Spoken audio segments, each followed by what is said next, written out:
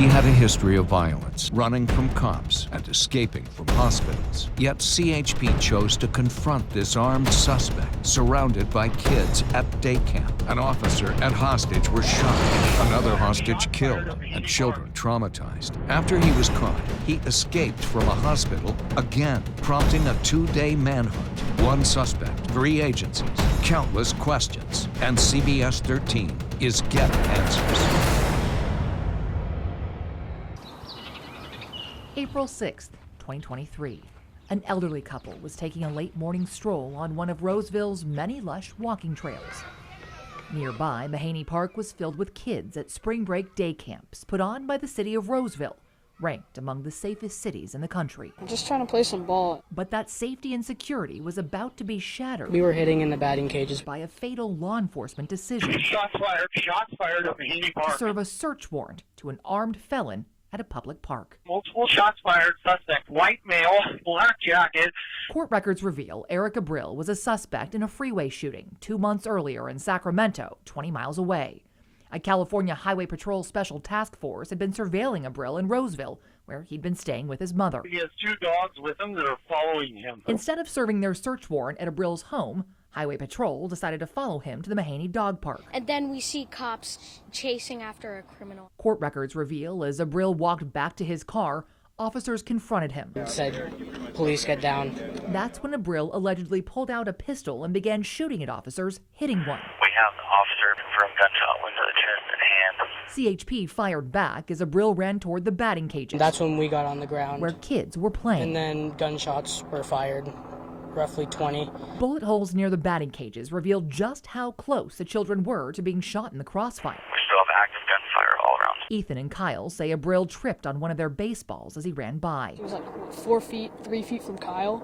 Yeah. And he dropped the gun. But Abril picked up that gun and kept running to a nearby ravine, where Jim McKeegan and his high school sweetheart Patty were out for a walk. He's tucked down in the creek. Jim and Patty had just celebrated their 50th anniversary. It would be their last. He's going to shoot the hostage.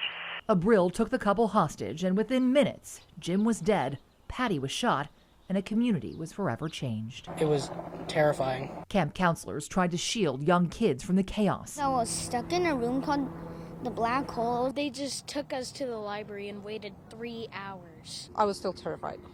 You know, both my kids are in the camp, of course, it's scary. You can still see the scars left by the bullets just feet from where the kids dove for cover. It's been 6 months since the Mahany Park shootout, and we still don't have answers to basic questions about what's being done to prevent this from happening again. There are now multiple agencies involved, and each appear to be withholding public information. CHP won't even discuss the decision to serve a search warrant to an armed felon at a public park that day. They're also withholding dash camera audio and video. Roseville PD, who arrested Abril and has now taken over the investigation, will only release seconds of their body camera video, raising questions about what they're trying to hide. Where's he at? I can't see him.